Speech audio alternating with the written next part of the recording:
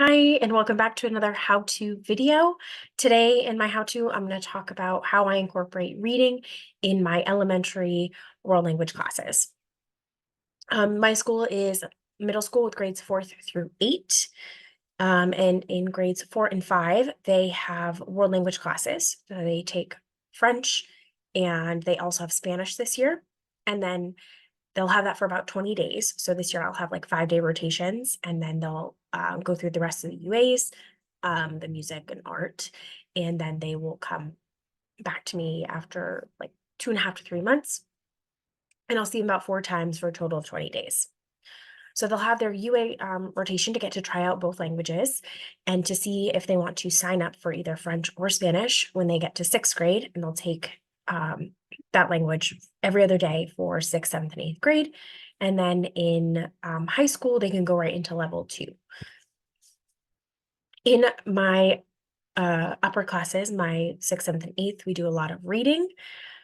Particularly in my 8th grade, we get some lengthy texts. We have a novel. And so I really want to start building that skill with my elementary classes, and to make it seem not so scary to be reading in another language. Stephen Krashen says that picking up word meanings by reading is 10 times faster than intensive vocabulary instruction, which is why we do so much reading. And in my 6th, 7th, and 8th grade classes, like I said, we have novels, and we also do free reading later on in the year. So I really want to build those skills and hopefully a love of reading with my elementary classes.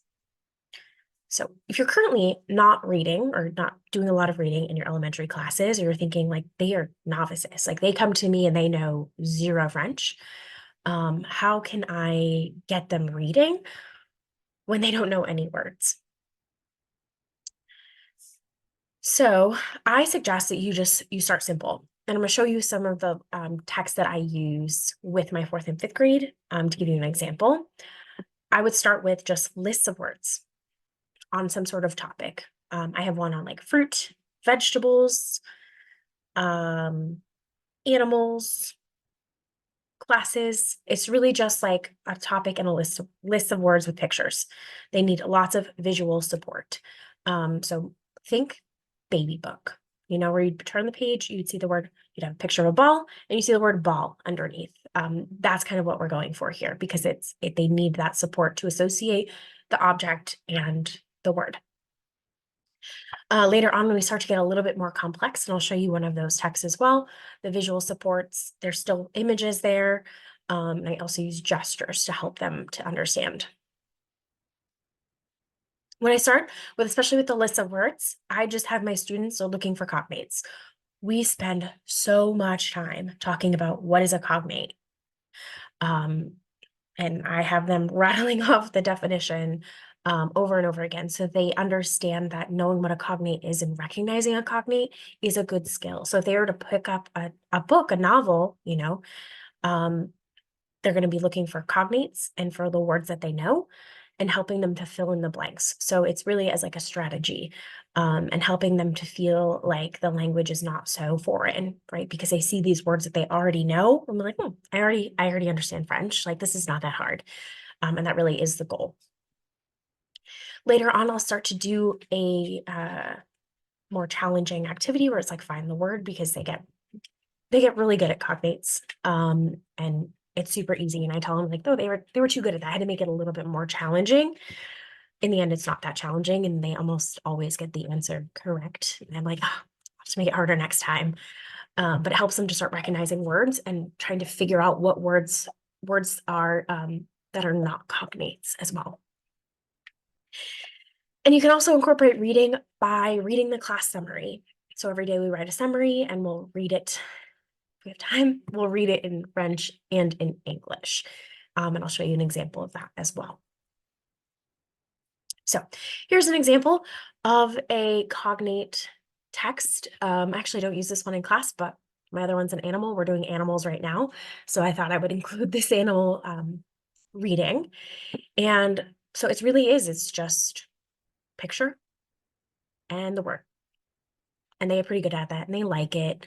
And so what I would do is I would, with my pen on my projector, my smartboard, I usually let a kid pick a color. And And I use that color and I like read the words in French out loud. And I highlight as I go. And then I tell them as they're listening in their packets, because they all have a packet. So I tell them in box A, write the cognates. So as they're listening, they're going to be writing all those words and they're writing the word in French. Now, after I'll go around, I'll give them a stamp.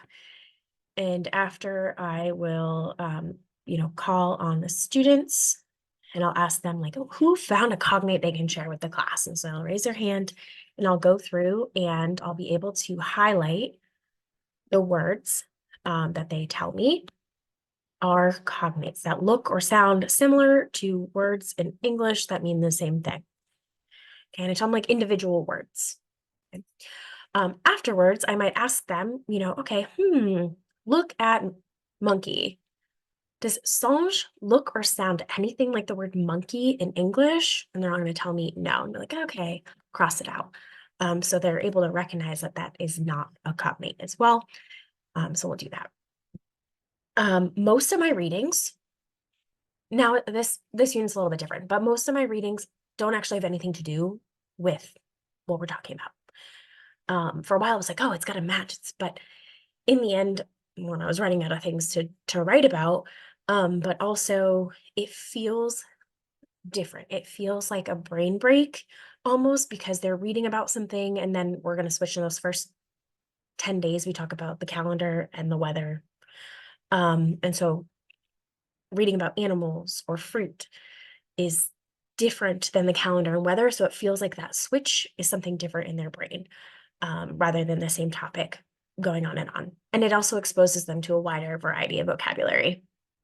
And who doesn't like animals? Another thing that you could do if you wanted to with these follow-up ratings, if you wanted to make it more of a topic for the day, you can ask them, who likes giraffes, and you can tally. You can find the most popular animal, especially if they're really into it, depending on the reading, if you really want to build off of it. I don't do that all the time. Sometimes I will. It kind of depends. Sometimes I'll follow their lead if they're like really into it, or their time of the day. Maybe I might extend it a little bit, but that's just more of like a bonus extra activity you can do. So most of my text for the first 10 days will look like this. Will just be word, picture, find the cognates. Now in my second 10 days, with my 4th and 5th grade, we are talking about habitats and animals. So we've done the calendar and the weather, and they're going to talk about, where animals live and what's the weather like in these habitats. And so I've written these texts, each one focusing on a different animal. So we'll have a different animal each day, and they're all set up the same. But now instead of lists of words, we're starting to get sentences. So they're starting to see these vocabulary in context. And then in the end, I'm like, you just read a paragraph in French. And they're like, oh, wow, I did. So they're like, and you understood it. And so it kind of starts to like build confidence, and it's using a lot of words that they know, and also they can figure out from the visual supports. So again, I would read through it and I'd highlight. And so as I'm reading, like using gestures as well. So rond, chat. I like to draw a little cat, say chat, meow, to help them associate that's a cat drawing. Okay. Le tigre est orange avec des rayures noires. So I'm still able to point out they don't know what stripes are. So I'm able to use the visual to help them understand, and they know the colors too. Now I'm going to get to the second paragraph on habitat. Le tigre habite. And I'll go like this when I say habite, and then I'll go, what do you think habite means in English? And they always go, habitat.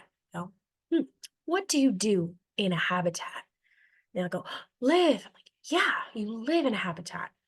Like, what is your habitat? And so they'll like spout out like the world, New Hampshire. Like, where do you eat and sleep? And be like, my house. I'm like, yeah, your house is your habitat. So help us remember habitat. We're gonna make a roof over our house. And say habite. So I make them all do that, and they say habite with me. And I continue reading.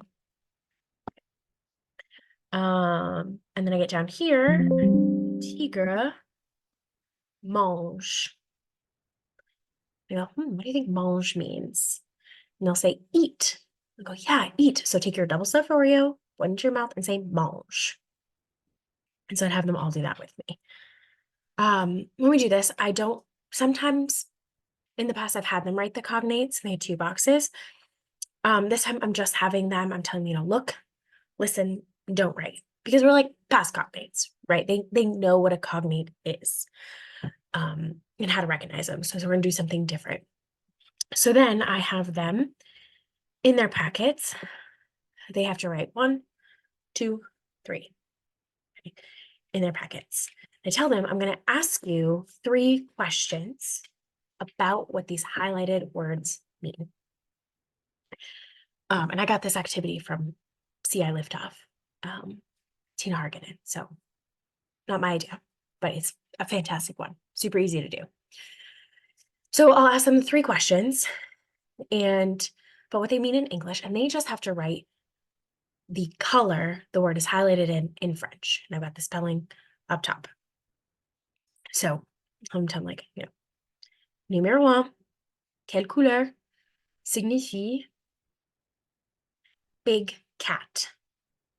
Big cat. And I'll say, if this word means big cat, write rouge. If this word means big cat, write jaune. If this word means big cat, write bleu.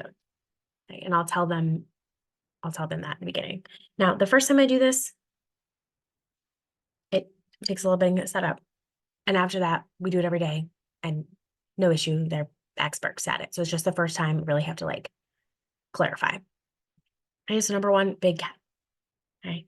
Number 2, eats meat. Number 3, Asia. So after they're done, they write their colors, repeat a few times. I go around, I stamp their paper. And then I go, all right, let's correct your answer. If you get it correct, give yourself a check. If you get it wrong, give yourself an X, just so you can see how you did. And most times, they're all 3 out of 3. They really figure it out, and and I tell them they're super smart and they feel great. So I'll go through, we're going to correct our answers together. So I'll say number 1, quelle couleur signifie big cat or large cat? And I'll listen and hope for them to tell me that in French it's rouge. I'm like, okay. Numéro 1 is rouge. And then especially on the first day of doing this, talk a little bit about strategies. Like, how did you figure out that one meant big cat? And they might tell me that, well, Shaw looks kind of like a cat. Like, okay, so use your cognates, those words that look like words in English. And then I'll ask, did anyone use another strategy? And they might tell me, well, the other one looks like Asia, so I knew it wasn't that one. And the other one was like too long. Like, okay, so use process of elimination.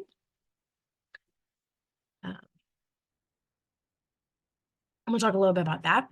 And then I go to, number 2, eats meat. And they'll go blue. I'm like, yeah, that was right.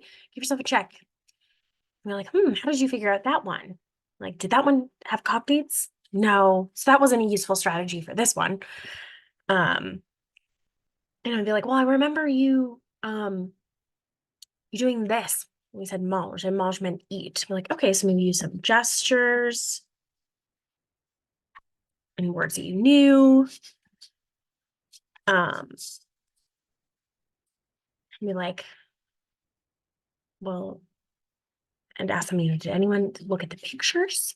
Like, oh yeah, there's a picture of meat right there. So I guess that one meant meat. Like, okay, so using the pictures is a good strategy.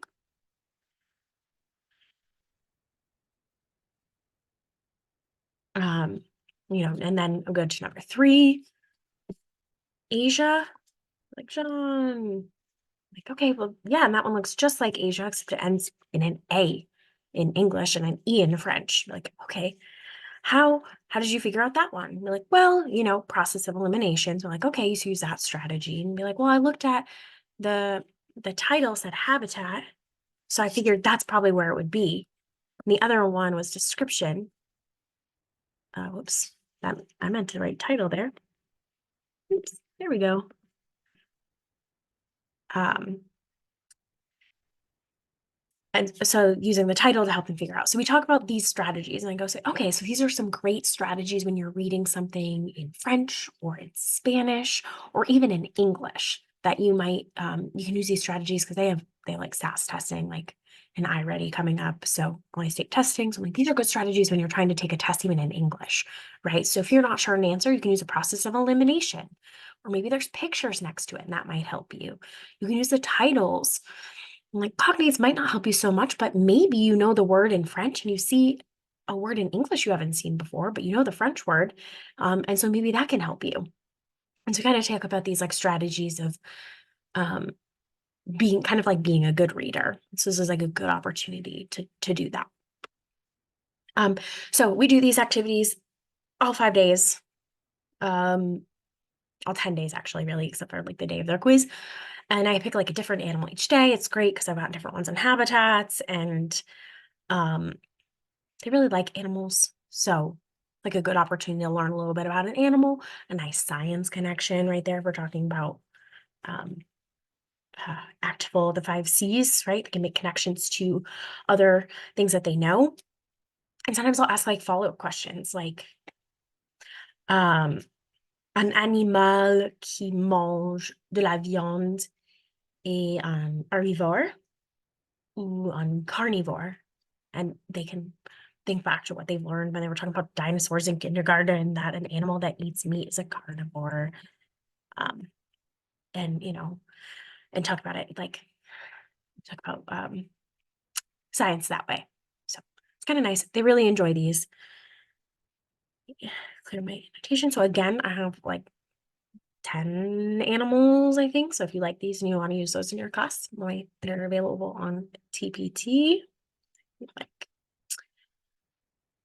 and the last strategy for incorporating reading is to read your class summary. Now, one of the most powerful strategies, I think, is the write and discuss, where we write a summary of what we talked about in class. Very short. I keep it like 2 to 3 sentences in my 4th and 5th grade. Gets a little bit longer if we have time in my 6th, 7th, and 8th grade, more complicated sentences. So in the beginning, we were writing like over and over again. Today is Wednesday. Today is April 3rd, over and over again. For this one, we were talking about weather and habitats. And so, we're in the desert, it is hot, it is humid in the jungle, right? Super simple sentences that summarized a couple of things that we talked about during the lesson. And so we like write this together as a class. I asked them, there were 4 habitats. I picked a kid randomly. I'm like, which one of those 4 do you want to write about? And they picked desert. Then I asked the students, which I had them take some notes as they were listening. We had to write about the weather, draw a picture of the weather for the habitat. And so I asked them, what was the weather like in the desert? And so they said it was like hot and sunny, right? So they picked hot. That's what they wanted to write. And then another kid picked jungle and they picked humid to write about that. So these are like the 2 sentences we came up with. So what we do when they do after the writing, and they copied it into their packet, and then we go around and we'll read it here.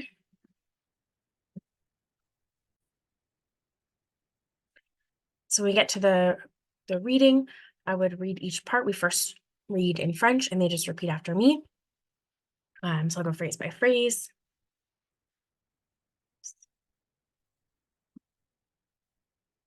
And have them repeat each phrase. And then the second time we read, have them read it in English, and I'll fill in the blanks for words that they don't know. I like to tell them that my pen is magic and that as I'm highlighting with the magic pen, they're going to be reading the French, but English is going to come out of their mouths. And so we'll read it again after reading the whole thing in French, and we'll read it in English. And I usually start the sentence and fill in the words that I know they don't know. or that they'll struggle with, and then but I'll kind of stop after, so it's really like their reading is magic. So if I could recommend one strategy for you to implement to incorporate reading in your elementary classrooms, I would highly recommend the Write and Discuss summary. It's really easy. You don't have to prepare anything in advance. Just need like a doc so that you can write the summary and then read it together. And it's super powerful.